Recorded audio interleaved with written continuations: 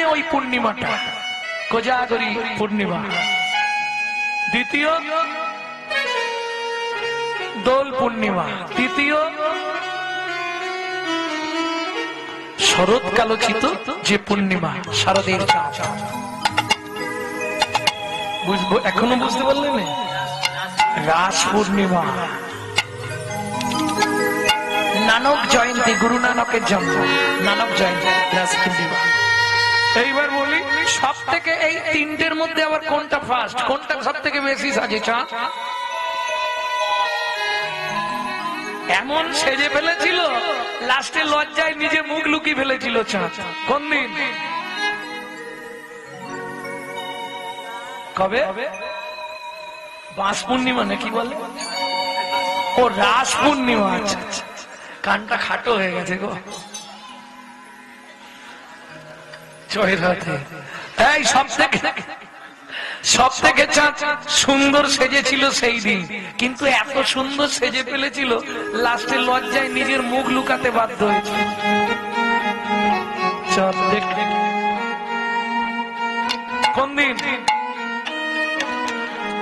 চাঁদ দেখি চাঁদ লাজে মোরে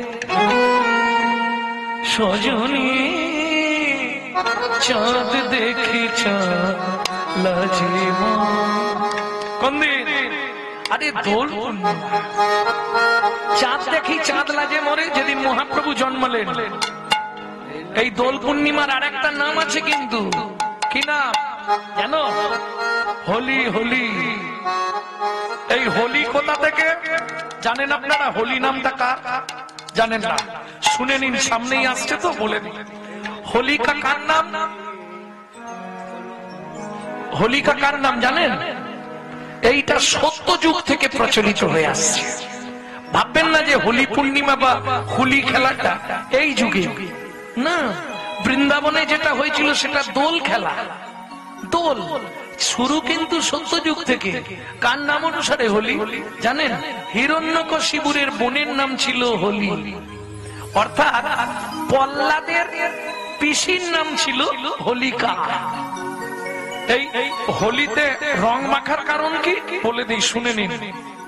যখন প্রহ্লাদ কোনোভাবেই কৃষ্ণ নাম ছাড়তে চাইছেন, কিছুতেই ত্যাগ করবে, কৃষ্ণ নাম মোর জপমালা, কৃষ্ণ নাম মোর ধ্যান, কৃষ্ণ ভূষণ কৃষ্ণ ভূষণ, কৃষ্ণ নাম মোর জ্ঞান, ও গো কৃষ্ণ নাম মোর ধ্যান, ও গো কৃষ্ণ নাম মোর জপমালা, কৃষ্ণ নাম মোর ধ্যান, কৃষ্ণ ভূষণ কৃষ্ণ আত্ম, কৃষ্ণ ধ্যান জ্ঞান মোনামা, কৃষ্ণ নাম মোর ধ্যান, ও গো কৃষ্ণ নাম মোর ধ্যান। শয়নে স্বপনে ঘুমে জাগরণে,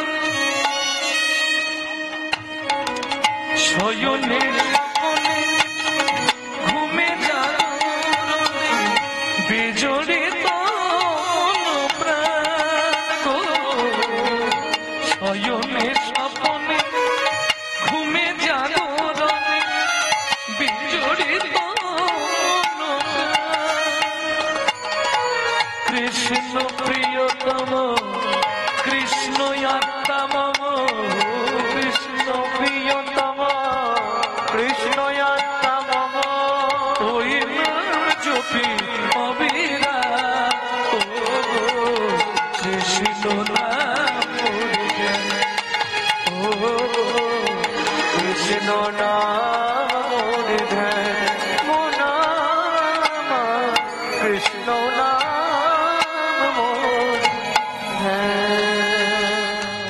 এই হোলিকা, তোকে একটা কাজ করতে হবে। কি দাদা? প্রহ্লাদ কিছুতেই নাম ছাড়তে চাইছে। শোন, তুই তো ভগবানের কৃপা প্রাপ্ত, তোর কাছে কৃপা আছে, আগুনের মধ্যে তুই নাকি দাঁড়াতে পারিস। হ্যাঁ তা পারবো দাদা। তাহলে তুই ওকে নিয়ে আগুনের মধ্যে দাঁড়িয়ে যা, ও পুড়ে ছাই হয়ে যাবে, তুই বেরিয়ে চলে আসবে। এটা পারবো। প্রহ্লাদ কি আমার কোলে আয়। কেন? চল তোকে নিয়ে একটু খেলা খেলবো। কেমন বুদ্ধি দেখো। আর গিয়ে প্রজ্বলিত আগুনের মধ্যে প্রহ্লাদকে নিয়ে ঝাঁপ দিয়ে পড়লো। আর যেই ঝাঁপ দিয়ে পড়লো কি হলো, সঙ্গে সঙ্গে কি গো, দাউ দাউ করে চলে গেল দেহটা, পুড়ে ছাই হয়ে গেল। কে? হিরণ্যকশিপুরের বোন হোলিকা। ওদিকে অগ্নিদেবের কোলে প্রহ্লাদ নাম যে করিছে, অগ্নিদেবের কোলে প্রহ্লাদ নামে যে করিছে, উলুধ্বনি জয়ধ্বনি ভুবন ভরিছে, উলুধ্বনি জয়ধ্বনি ভুবন ভরিছে। হরি হরি নামের মহিমা, হরি নামের মহিমা, বেদে যার নাম পায় সীমা। হরি নামের মহিমা, বেদে যার নাম পায় সীমা, নারদে যার নাম পায় সীমা। হরি হরি হরি বেদে যার নাম পায় সীমা, নারদে যার নাম পায় সীমা, নারদে যার নাম পায় সীমা, হরি নামের মহিমা, হরি নামের মহিমা, হরি নামের মহিমা। ও মাইরা, যতই হোক ভগবানের ভক্ত তো প্রহ্লাদ, ভগবান কৃপা করে বাঁচালেন। একে কি করলেন? হোলিকা। হরি বল হরি বল। এই হোলিটা কি জানেন? হোলি মানে দোল নয়, হোলির আগের দিন একটা পোড়ানো হয়, দেখেছেন কিছু? আপনারা কি বলেন ওটাকে? চাঁচর পোড়ানো, নেড়া পোড়া। যাই হোক, এক এক দেশে এক এক নাম। প্রকৃত নাম হচ্ছে চাঁচর। চাঁচর, চাঁচর, চাঁচর মানে জ্বালিয়ে দেওয়া। ওই যে জ্বালিয়ে দিছিল, সেই থেকে প্রচলিত হোলিকার দেহটা, হোলিকার দেহ মনে করে চাঁচরে আগুন দেওয়া হয়, দেহটা জ্বালিয়ে দেওয়া হয়। কেন? এ জগতে যারা কৃষ্ণ বিদ্বেষী, যারা কৃষ্ণ নামে বাধা দেয়, যারা কৃষ্ণ নামে সমালোচনা করে, তাদেরও ওই দশা হয়। তারা সংসার করে কিন্তু দিনরাত ওই হোলিকার মতো জ্বলে পুড়ে মরতে হয়। প্রেম সে বলো চৈতন্য মহাপ্রভু কি। তাহলে বুঝে নেওয়া গেল, ভক্তমন্ডলী ভক্তিমতী মায়েরা চেয়ে ফেলেছি যখন, কৃপা হয়ে গেল, মা গর্ভবতী হলেন। ও মায়েরা, এইবার একটা ভাইটাল কথা বলি তোমাদের। সন্তান গর্ভে থাকাকালীন তুমি যা যা করবে তার সাইড এফেক্ট কিন্তু বাচ্চার মধ্যে আসবে, এটা ফেলে দিতে পারবে না। কেন? এই আগেকার দিনে ঠাকুমা বসে আছে, জেনে নাও। ঠাকুমা, ও ঠাকুমা, আগেকার দিনে সন্তান গর্ভে এলে বৌমাদের দিয়ে মাছটা পর্যন্ত কাটতে দিত না সংসারে। কি হ্যাঁ কি না? পোকামাকড় মারতে দেবে না। ওরে বাপরে, বাচ্চার ক্ষতি হয়ে যাবে, ওটা করিস না। এখন কিছুই মানে না, এখন আর মানে। এখন যদি বলে বলে বুড়ি বড় বড় কথা বলতে পেলে, ওই জন্য ঝরে যাচ্ছে। কত ফুল ফুটে গেছে, কতই তো ঝরে যা, কেহ কেহ দেবতা চজনে পেঠাই। দিন গেল রে, সন্ধ্যা হলো, দিন গেল রে, সন্ধ্যা হলো। পবিত্র কৃষ্ণের নাম দিকে দিকে গাও, পবিত্র ধর্মের কথা সবারে শোনাও। দিন গেল রে, সন্ধ্যা হলো, দিন গেল রে, সন্ধ্যা হলো। এটাই আমাদের কাজ। কাল থেকে যার সঙ্গে দেখা হবে, হরে কৃষ্ণ, এটা হবে, সত্যি হবে। মধ্য শিবপুর গ্রামে হবে, এখানে। হায় হায় হায়,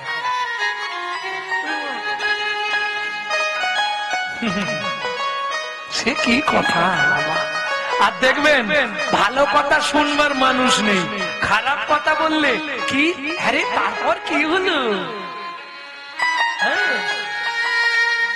অমুকের মাস্টার তমুককে নিয়ে পালিয়ে গেছে, এইটা খালি বলে দাও। ও আজকে আর তোমার ঘরের ঢিপে থেকে নড়বে না, ওটা শুনে তবে বাড়ি যাবে, সে ভাত পুড়ে যায় যা। কিন্তু এটা খেয়াল রেখো, হিংসা নিন্দা উলুর বেড়া, পরচর্চার বাঁধন ঘেরা, একটা জমির 9টি ফেরা, জমির বাড্য ভাবনা দিনে দিনে, গুরু বিনা চাষ হবে না হৃদয় জমিনে। তুমি পরের সমালোচনা করতে যেও না, ওটা তোমার ঘরেই আসবে। উলু উলু উলু চেনো? উলু গাছ চেনো না? ও একবার যদি লেগে যায় মোটামুটি 24 ঘন্টা এখন চলবে। কথা বলে যাবে, হাত কিন্তু কাজ করে যাবে, এর নাম উলু। অতএব তুমি কারো চুল কাটতে যেও না, তোমারই চুলকানি হয়ে যাবে, এটা মাথায় রেখো। হ্যাঁ, নিত্য ক্যামেরা চলছে, যা ছবি হচ্ছে সব লেখা থাকবে, কর্মফল কাউকে জীবনে ছাড়ে না। ভাবো না গঙ্গাপুত্র ভীষ্মের কথা, অত বড় সচ্চরিত্রবান হয়েও তাকে 54 দিন হাঁ হয়ে পড়ে থাকতে হলো। এগুলো ভাবতে হয়, কত ভাগ্যবান ব্যক্তি ভীষ্ম। ওর মতো ত্যাগী নেই, ওর মতো বীর নেই, নিজের বাবার জন্য জীবনে সংসার করলো না, এত বড় ত্যাগ। সেই ভীষ্ম 54 দিন সরসজ্জায় হাঁ, বাপ বাপকে ছাড়বে না, এটা জেনে রেখো। ক্যামেরা চলছে, ছবি হচ্ছে, যা করবে শুধু সকালে ঘুম থেকে উঠে এইটা খালি মেনে নিও যে ক্যামেরা চলছে, ব্যাস। কোনো কাজ করবার আগে এটা ভাবতে হবে, তাহলে তুমি বেঁচে গেলে। ভক্তমণ্ডলী, ভক্তিমতী মায়েরা, যেদিন থেকে সন্তান গর্ভে এলো সেদিন থেকে মা ভাগবত শোনে। সন্তান গর্ভে থাকাকালীন যদি তুমি রামায়ণ, মহাভারত, গীতা, ভাগবত শোনো, সে সন্তানটা হবে বিশুদ্ধ কৃষ্ণ ভক্ত। আর যদি তুমি ওই দিনরাত সিরিয়াল দেখো, তাহলে ওটা সিরিয়াল বাচ্চা জন্মাবে, কিচ্ছু করার। সন্তান গর্ভে থাকলে তুমি যদি নারায়ণের স্নাঞ্জল খাও, গোবিন্দের চরণ তুলসী খাও, জগন্নাথের মহাপ্রসাদ খাও, আমি তোমায় বলছি ছেলেই হোক আর মেয়েই হোক, সে একদিন সমাজে দিকপাল হয়ে জন্মাবে। আর যদি তুমি এগরোল, চাউমিন, ফুচকা খাও, তাহলে ফচকে ফচকে ছেলে মেয়ে হবে, কিচ্ছু করো। এগুলো বুঝতে হবে, যেমন তৈরি করবে তেমন হবে। জৈসা গুরু তৈসা চেলা, মাগদা ভেলি তো দেতা ঢেলা। যেমন তৈরি করবে তেমন হবে, কিচ্ছু করার নেই। এখন থেকে সাবধান ভক্তমণ্ডলী। আরে ভুলে গেলে তো চলবে না, এই বাংলাতেই তো জন্মেছে বিনয় বাদল, দীনেশ ক্ষুদির মাস্টার, মহামহাপুরুষের জন্মভূমি। আনাচে কানাচে আর এক পিস ভালো মাল জন্মাচ্ছে, কেউ জন্মাচ্ছে না। কেন? আরে গাছ ভালো নেই আর ফল ভালো হবে। যেদিন থেকে সন্তানটা গর্ভে এসেছে, মা প্রত্যেক দিন ভাগবত শোনে। গর্ভের বয়স 8 মাস, সেদিন ঘটে গেল বিভ্রান্ত। কি বিভ্রান্ত ঘটলো? বিকেল বেলা একাদশীর দিন হাতে তুলসী পাতা নিয়ে বসেছিল বেচারি ভাগবত শুনতে। সেই দিনেই ঘটে গেল ওই মহামারী। কি ঘটলো জীবনে? সুজাতা, আজকে তোমাকে, খুব গরিবের সংসার তো, খুব গরিব, 4টে খুঁটি দিয়ে ঘর, ওপরে পাতা দিয়ে ছাওয়া। ওই পাতা নষ্ট হয়ে গেলে নাবিয়ে জাল দিয়ে দেয়, আবার কাঁচা পাতা তুলে দেয়। একটা কাপড় মাঝখান দিয়ে চেলা করা, এ বেলা 1 খণ্ড পরে, ও বেলা 1 খণ্ড পরে। একদিন রান্না করলে 3 দিন ধরে খেতে হয়। বুঝতে পারছো? পাড়ায় ভাগবত পাঠ করে, যে যা দেয় ওটা এনে ভগবানের সেবা দিয়ে স্বামী স্ত্রী দুজন চালায়। কত কষ্টের দিন। সুজাতা, আজকে তোমাকে পাঠ করে শোনাবো কৃষ্ণকে কেন ভগবান বলা হয়। শোনো শ্লোক। সুজাতা মা হাতে তুলসী পাতা নিয়ে আর বসেছে। এইবার কহর মুনি ভাগবত পড়তে শুরু করলেন। যদ্বৈতং ব্রহ্ম বনৌষধি, যদ্বৈতং ব্রহ্ম বনৌষধি, তদ্ভাবশো তনুভা, তদ্ভাবশো তনুভা, আত্মা অন্তর্যামী পুরুষ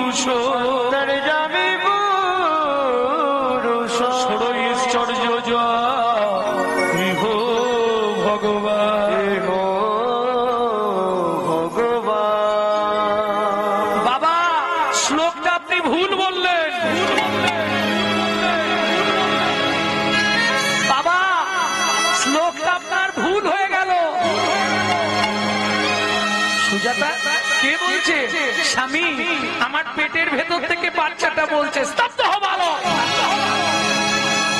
তুমি মাতৃগর্ভে বসে পিতৃদেবের ভুল ধরো। আমি তোমায় অভিশাপ দিচ্ছি, তোমার 8 স্থানে বক্র হবে। কেঁদে উঠল সুজাতা দেবী, স্বামী এ তুমি কি করলে? এতদিন ধরে ভগবানের কাছে কেঁদে কেঁদে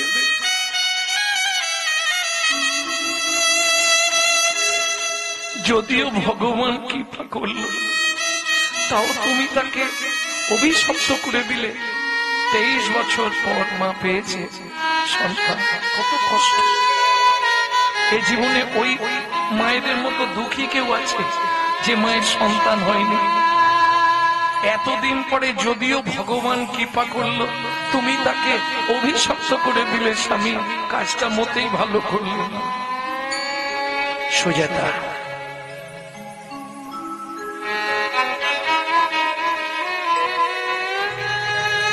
দুঃখ পেও না। বাবা মা রেগে গিয়ে অনেক কথা বলে, ওতে সন্তানের ক্ষতি হয় না। স্বামী, এতদিন ধরে ভগবানের চরণে মাথা কুড়ে কুড়ে যদিও কৃপা করলো, তুমি তাকেই অভিশাপ দিয়ে দিলে। স্বামী, আরে বলছি কিছু হবে না, তোমার চিন্তা নেই, কিচ্ছু হবে না। না হলেই ভালো, যদি কিছু হয়ে যায় আমি আর বাঁচবো না গো। শোনো সুজাতা, কিচ্ছু হবে না, তুমি চিন্তা করো না। স্বামী, আজকে 7 দিন হয়ে গেল উনুনে হাঁড়ি ওঠেনে। কি খেয়ে বেঁচে থাকবো বলতে পারো? আমি তো 8 মাসের গর্ভবতী মহিলা, কি খেয়ে বাঁচবো বলতে পারো? কহরমণি বলে, কেন আমার সংসারে কি খাবারের অভাব আছে নাকি? কি খাবো? কেন? ঘটে ভর্তি গঙ্গা জল, উঠোনে ভর্তি তুলসী গাছ, তুলসী পাতার গঙ্গা জল র্যাম্পাট খেয়ে যাও।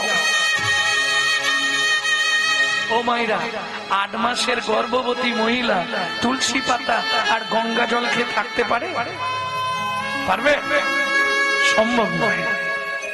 যদি কোনো সাধক সাধিকা হয় তাহলে পারবে।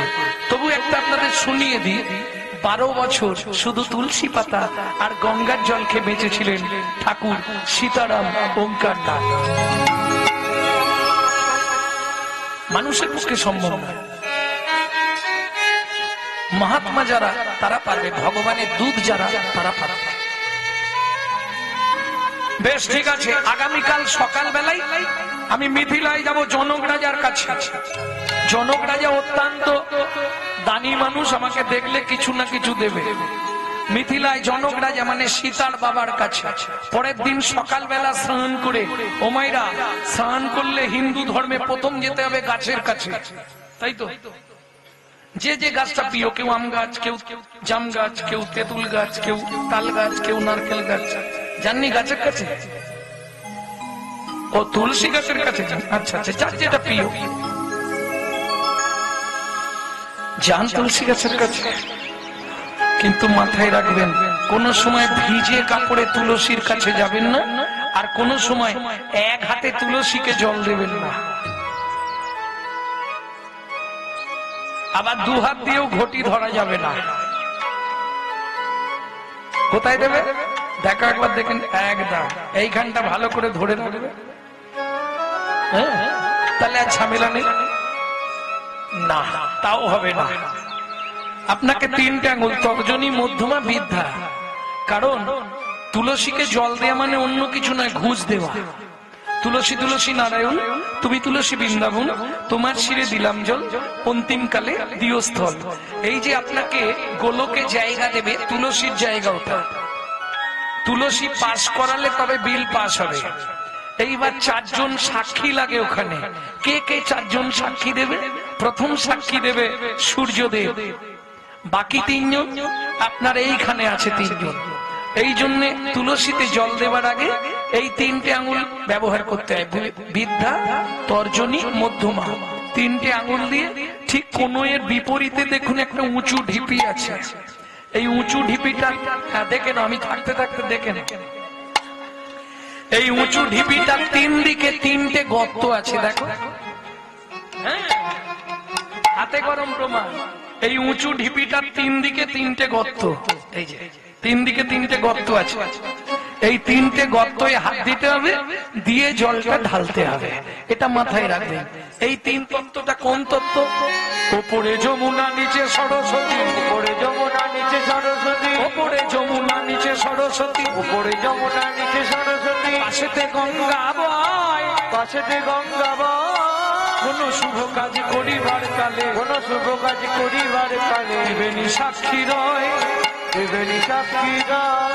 3 জনাতেই সাক্ষী রইলে, 3 জনাতেই সাক্ষী রইলে, ওগো গঙ্গা যমুনা সরস্বতী 3 জনাতেই সাক্ষী রইলে, গঙ্গা যমুনা সরস্বতী, যেন কৃষ্ণ পদে থাকে মতি। হরি হরি। গঙ্গা যমুনা সরস্বতী, পদে থাকে মতি। গঙ্গা যমুনা সরস্বতী, জনেতে সাক্ষী রইলে, জনেতেই সাক্ষী রইলে। ভক্তমন্ডলী, ভক্তিমতী মায়েরা, পরের দিন সকালবেলা নারায়ণকে স্নান করিয়ে তুলসী গাছে জল দিয়ে যাচ্ছে মিথিলায়। সুজাতা, কাজ মিটে গেলে রাতেই ফিরে আসবো, আর যদি দেরি হয়ে যায় কাল সকালে ফিরবো। হ্যাঁ, তুমি চিন্তা করো না। ও মন ময়না পাখি রে, রাধে কৃষ্ণ ও গো ময়না পাখি রে, রাধে কৃষ্ণ বল। রাধে কৃষ্ণ কৃষ্ণ রাধে, রাধে কৃষ্ণ কৃষ্ণ রাধে, রাধে রাধে কৃষ্ণ ময়না পাখি রে, ও রাধে কৃষ্ণ। ও গো ময়না পাখি রে, রাধে কৃষ্ণ বল। ও মায়েরা, এই যে গানটি আপনাদের শোনাচ্ছি, এই গান কিন্তু বাইরে পাবেন না। এটা আমার দাদুর লেখা, শশীভূষণ চক্রবর্তী গাইতেন। তারপরে গাইতেন দাদুর বাবা মাধব চক্রবর্তী, তারপরে গাইতেন দাদু যতীন্দ্রনাথ চক্রবর্তী, তারপরে গাইতেন বাবা কালীপদ চক্রবর্তী, এখন গাইছি আমি গৌরাঙ্গ চক্রবর্তী। পরবর্তী জেনারেশন তৈরি হচ্ছে, আমারই একমাত্র সম্পদ গৌরব কৃষ্ণ চক্রবর্তী। বিদায় গৌর হরিব। মধুর বলি মাতিয়ে তুলি প্রাণের ব্যথা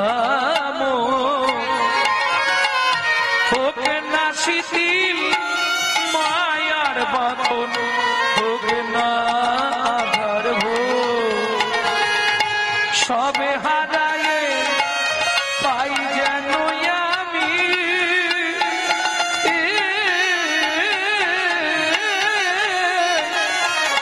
রাধা কৃষ্ণের চরণ, রাধে কৃষ্ণ বল। ময়না পাখি রে, রাধে কৃষ্ণ বল। ময়না পাখি রে, রাধে কৃষ্ণ বল। মিথিলা রাজা জনকের জয় হোক। জয় হোক, জয় হোক। আরে কহর এত রাতে কি মনে করে? হ্যাঁ, সে কি অবস্থা? হায় হায় হায়, বসে পড়ো, শুয়ে পড়ো। মন্ত্রী, একে নিয়ে গিয়ে গুছিয়ে খাইয়ে দাও, দাঁড়াতে পারছে না বেচারি, বসে পড়ো।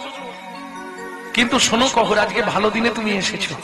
আজকে আমার রাজ্যে বরুণ দেবের পুত্র বন্দী আসছে ভাগবত তত্ত্ব আলোচনা করতে। প্রকাশ করে দিয়েছি, ঘোষণা করেছি আমি, এই ভাগবত তত্ত্ব আলোচনায় যে জিতবে তাকে 10,000 স্বর্ণ মুদ্রা দেওয়া হবে। বুঝলে? হ্যাঁ, লাগবে।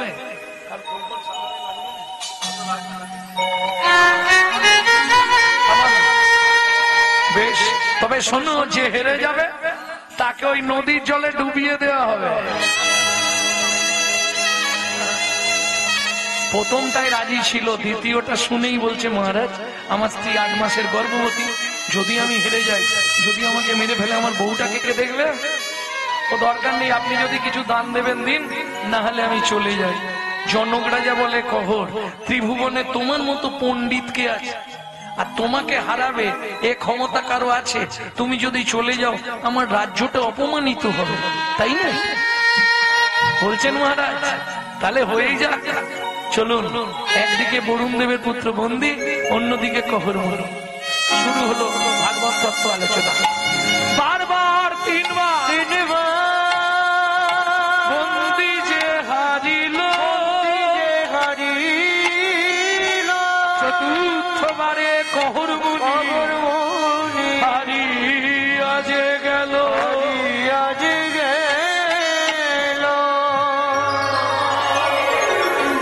এই কি আছিস? একে টানতে টানতে জলে নিয়ে চল। আরে আর বসতে হবে না, ঘর পালিয়ে যাও। 1টা বাজে আবার বসতেছিস।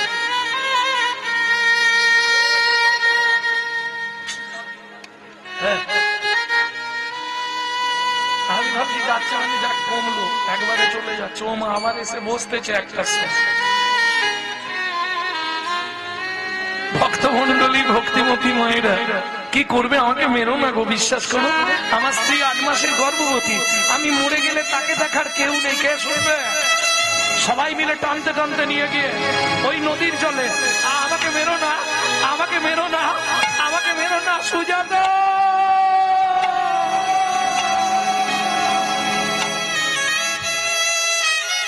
জনক রাজা বললেন, মন্ত্রী মহারাজ, ঘোড়ার গাড়ি ভর্তি করে চাল ডাল খাদ্যদ্রব্য আনাজ বাজার অন্ন বস্ত্র অর্থ কহর মুনি স্ত্রী সুজাতা দেবীকে তপবনে দিয়েছো। খেতে না পেয়ে যদি মরে যায় 8 মাসের গর্ভবতী মহিলা, পাপটা কিন্তু আমাদের হবে। ওমা, মন্ত্রী চললেন ঘোড়ার গাড়ি করে দান সামগ্রী নিয়ে। এদিকে চলুন, সন্তানের কিছু হলে সবার আগে কে জানতে পারে? মা। ঠিক তেমনি সতী রমণী স্বামীর কিছু হলে কিন্তু বুঝতে পেরে যায়। গভীর রাত্রিতে হঠাৎ ঘুমটা ভেঙে গেল, তবে কি স্বামীর কোনো বিপদ হলো? আর ঘুম ধরছে না, ওই সারা রাত জেগে বসে আছে। ভোরবেলা বাসি পাঠ সেরে স্নান করে ঠাকুর ঘর মার্জন করে পথের দিকে তাকিয়ে বসে আছে।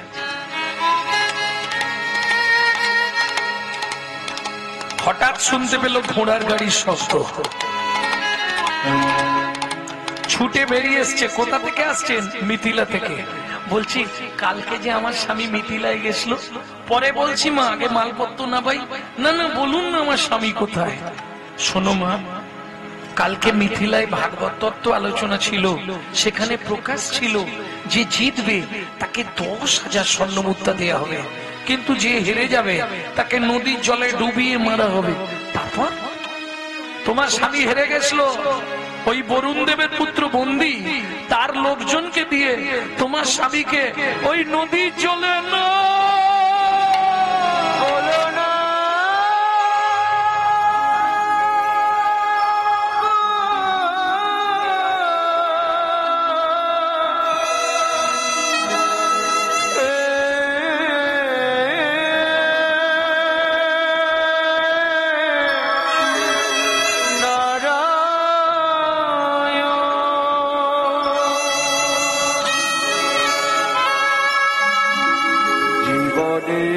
প্রথম দিন থেকে ছুটতে ছুটতে চরণে আছাড় খেয়ে পড়লো নারায়ণ শিলার সামনে। আমি তুলসী চন্দ অর্পণ না করে জলবিন্দু গ্রহণ করি না, তবে কেন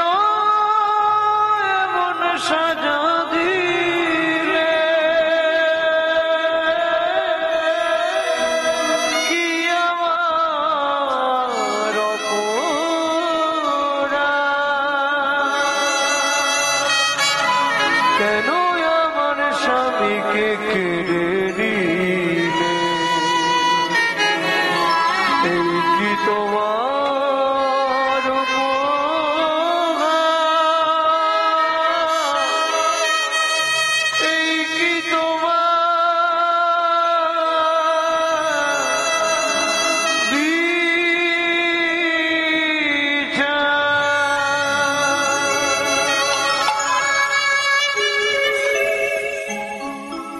কাল থেকে আর তোমার সেবা পূজা আমি কিচ্ছু করবো না। এতদিন ধরে তোমার সেবা পূজা করে তার বিনিময় তুমি আমার এত বড় সর্বনাশ করে দিলে দয়াময়। তুমি পাথর, তুমি পাষাণ, তুমি শিলাখণ্ড। ও বিধি রে,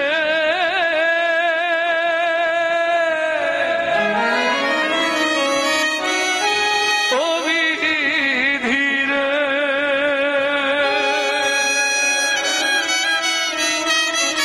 তোমার ওজন দাড়ির পাল্লা দুটো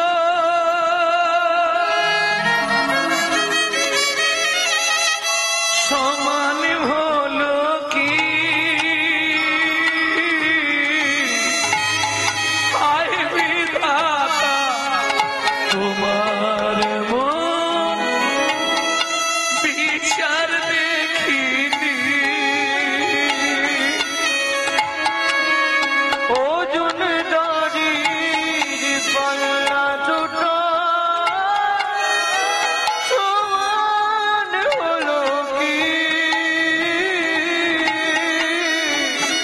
ওই বিধাতা, তোমার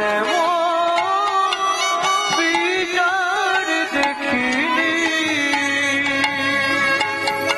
একদিকে চাপালে তুমি মুঠো মুঠো অন্যদিকে তুলে দিলে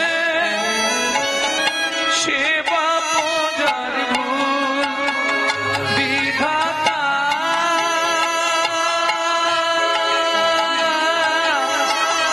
ও বিধাতা,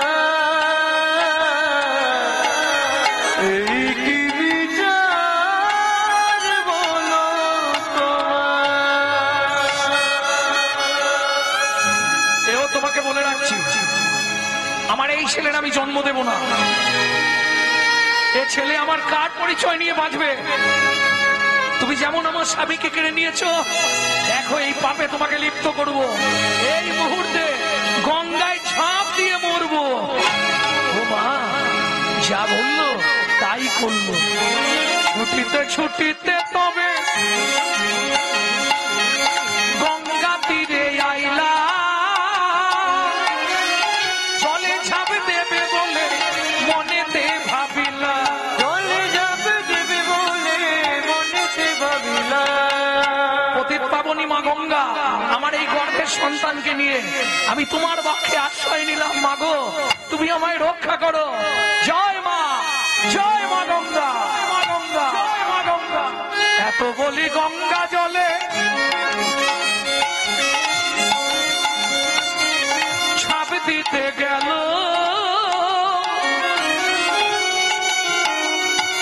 গর্ভজাত শিশু তখন কাঁদিয়া উঠিল। গর্ভজাত শিশু তখন কাঁদিয়া উঠিল। মাগো, আমায় তুমি মারবে কেন? আমায় তুমি মারবে কেন? আমায় তুমি মারবে কেন? আমায় তুমি মারবে? আমি কি অপরাধ করেছি মা? আমায় তুমি মারবে কেন? অপরাধ করেছি? কোন অপরাধে? কি অপরাধ করেছি? আমি কি অপরাধ করেছি? তুমি মারবে কেন? আমায় তুমি মারবে কেন?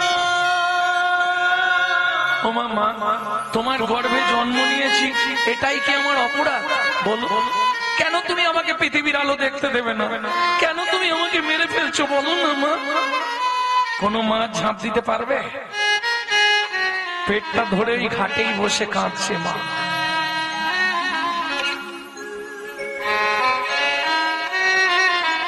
পাড়ার লোকেরা বোঝাচ্ছে, কাঁদিস রে সুজাতা, কাঁদলে আর কি হবে, সে তো আর ফিরবে না, বাড়ি চল, বরঞ্চ ছেলেটা হলে তাকে মনের মতো করে মানুষ করবি, তার ইচ্ছাটা ওর মধ্যে দিয়ে পূর্ণ করবি। সবাই মিলে বুঝিয়ে বাড়িতে নিয়ে এলো। 2 মাস পরে শুভক্ষণে সুসন্তান প্রসব করলেন, কিন্তু সবার আনন্দ মন, মায়ের মন উচাটন। মায়ের একটাই চিন্তা, বাবার অভিশাপটা ফলে যাবে নাকি। না না, 6 মাস পর্যন্ত, 7 মাস পর্যন্ত বোঝা গেল না।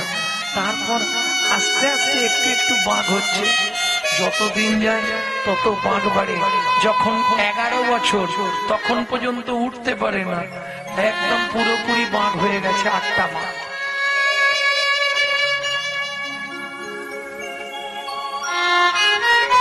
ভাবুন তো, ওই মাটার এবার কি কষ্ট। মুখের দিকে তাকালেই মা হাউ হাউ করে শুধু কাঁদে। ছেলের মুখের দিকে তাকাতে পারে না। মা, ও মা, আমাকে দেখলেই তুমি শুধু কাঁদো কেন মা? কি বলবে মা, ভাষা খুঁজে পায় না, মা বলতে পারে না, কি বলবে মা, ভাষা খুঁজে পাচ্ছেন। ও মামা, তুমি শুধু আমাকে দেখলেই কাঁদো কেন মা? কি হয়েছে তোমার? শোনো না মা, আমি ভাগবত পড়বো না। জীবনে কোনোদিন ভাগবত পড়বি না, জীবনে কোনোদিন ভাগবত শুনবি না, জীবনে কোনোদিন ভাগবত স্পর্শ করবি না মা। কেন মা? খোকা, এই ভাগবত পাঠ করতে গিয়ে তোর বাবা মরে গেছে, এই ভাগবত পাঠ শুনতে বসে তোর চেহারাটা এমন হয়ে গেছে বাবা।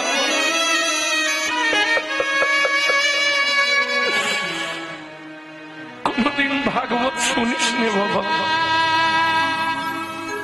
ছুটে গিয়ে ছেলেটা মায়ের চোখের জলটা মুছিয়ে দিয়ে বলছে, মা, ও মা, তুমি কেঁদো না মা, তুমি কেঁদো না। ভাগবত কোনোদিন কাউকে কষ্ট দেয় না মা। ভাগবত বরঞ্চ যদি কারো চরিত্র নষ্ট হয়ে যায়, সে যদি ভাগবত শুনে, সে যদি হরি নামামৃত আস্বাদন করে, তার চরিত্রের সংশোধন ঘটে। দেখি মা, দেখি, কি রে, কি করবি? মা, তোমার হাত দুটো আমার একবার মাথায় দাও তো মা। কি করবি বাবা? মাগো কি দুঃখে তো নয়ন ঝরে, ও মা আমায় মাগো কি দুঃখে তো নয়ন ঝরে, ও মা আমায় দাদা রবি নীরে এনে, দ্বাদশ রবি নীরে এনে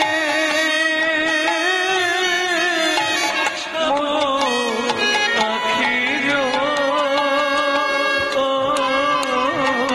মাগো কি দুঃখে তো নয়ন ঝরে, ও মা আমায় মাগো কি দুঃখে তো নয়ন ঝরে, ও মা আমায় পিতা তধিক মাতা গর্ভ ধারণ ভূষণ, অত শিশু লাকেশি না স্ত্রী মাতৃ সম গুরু।